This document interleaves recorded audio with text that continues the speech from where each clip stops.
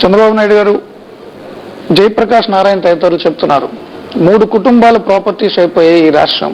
Chandrababu Naidu, YS Rajasekhara Reddy, Chiranjeevi. మార్పు రావాలి, ముఖాల మార్పు కాదు, వ్యవస్థలో మార్పు రావాలి అని చెప్తున్నారు. ప్లస్ మీరు ప్రకటించిన ముఖ్యంగా ఈ 3 స్కీమ్స్ గురించి వ్యక్తుల్ని సోమరులుగా తయారు చేసేటువంటి ఎర వేస్తున్నట్టుగా ఉంది మేనిఫెస్టో అని అంటున్నారు. నేను అడుగుతున్నాను జయప్రకాష్ నారాయణ గారిని. ఆయన ఐఏఎస్లో చేశారు. ఐఏఎస్ చేసిన తర్వాత ఆయన మాత్రం పెన్షన్ తీసుకుంటున్నారు 20,000 రూపాయలు. 10 ఏళ్ళు పనిచేసి ఇప్పుడు పెన్షన్ తీసుకుంటున్నారు. లేకపోతే ఆయన కుటుంబం బాగుండాలని కోరుకుంటున్నారు. పేదవాడికి 20 రూపాయలు 25 రూపాయల ఆదాయం వచ్చే పేదవాడిని ఆదుకోవాల్సిన బాధ్యత మనందరిపైన ఉందా లేదా? ఓకే. రెండోది, ఆయన టీవీ ఇంట్లో లేదా? ఎన్ని టీవీలు ఉన్నాయి? ఆయనకు మాత్రం 4-5 టీవీలు కావాలి. పేదవాడికి టీవీ అవసరం లేదు. పేదవాడికి ఏదైనా డబ్బులు వస్తే నేను అడుగుతున్నా, మనందరం జన్మ హక్కు కింద వచ్చామండి.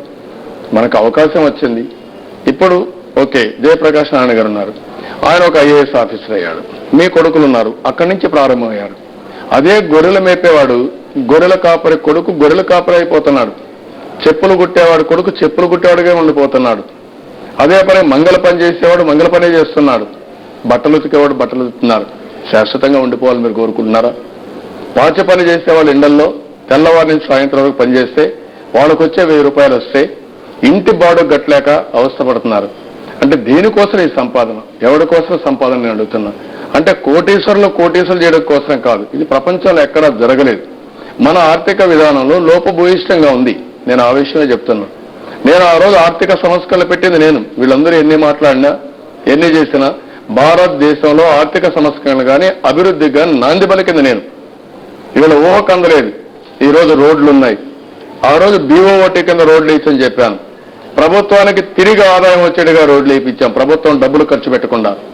ఆ రోజు విమానాశ్రయాలు కట్టడం కోసం మనం డబ్బులు ఇవ్వాలంటే కాదు, BOT కింద వేస్తే ఎవరైతే యూజర్స్ ఉన్నారో వాళ్లే కట్టుకుంటారని చెప్పి ఒక వినూత్నమైన కార్యక్రమంలో హైదరాబాద్ ఎయిర్పోర్ట్ తీసుకొస్తే ఇప్పుడు భారతదేశానికి అది నాంది అయింది.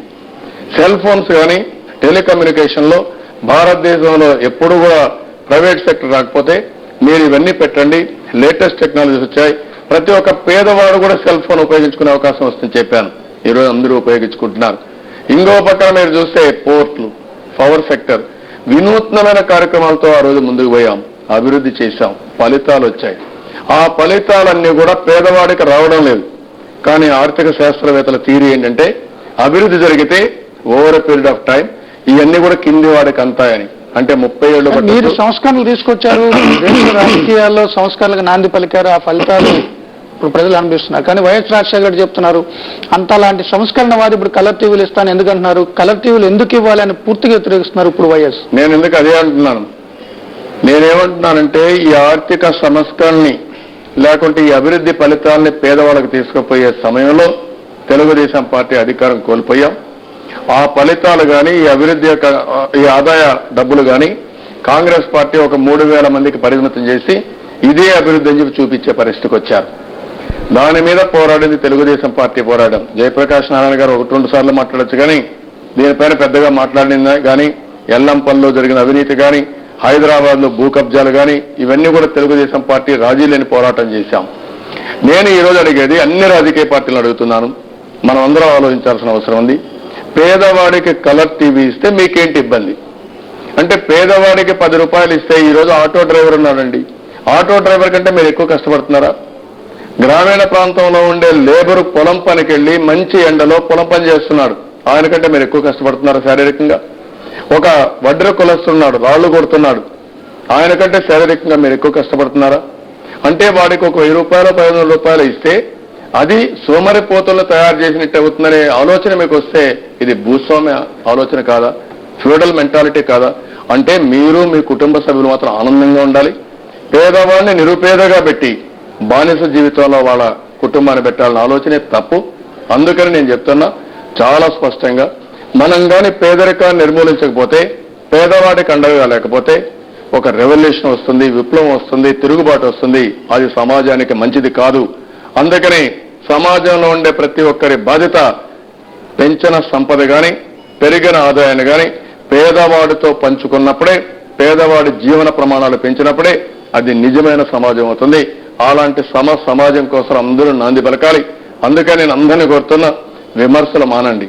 ఈరోజు రోసయ్య గారు అంటున్నారు, రోసయ్య గారు మాత్రం చాలా ఆనందంగా ఉండాలి, ఎప్పుడు ఆయనకు అధికారం ఉండాలి, అధికారమే కదా డబ్బులు ఉండాలి, పేదవాడికి మాత్రం ఏమి ఉండాల్సిన అవసరం లేదు. వీళ్ళు మాట్లాడుతున్నారు, మేము అది చేసాం ఇది చేస్తున్నాం అని మాట్లాడిన వాళ్ళు, నేను మీకంటే మెరుగైన స్కీమ్ కింద మీరు ఒక ఇల్లు కట్టామన్నారు, లేకపోతే ఒక జాతీయ ఉపాధి అన్నారు, 200 రూపాయలు పింఛనన్నారు. దీంట్లో సగం పైన లేకపోతే 70% అవినీతిలో పోయింది. నేను అవినీతి లేని స్కీమ్ని తీసుకొచ్చి పేదవాళ్లకు మెరుగ్గా సహాయం చేయాలనుకున్నప్పుడు ఎందుకు మీరు బాధపడతారు?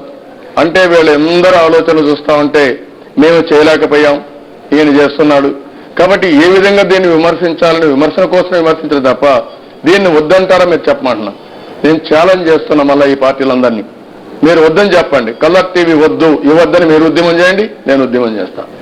మీరు క్యాష్ ట్రాన్స్ఫర్ మీరు వద్దనండి, నేను కావాలని చెప్పి ప్రజలే తీసుకుపోతాం.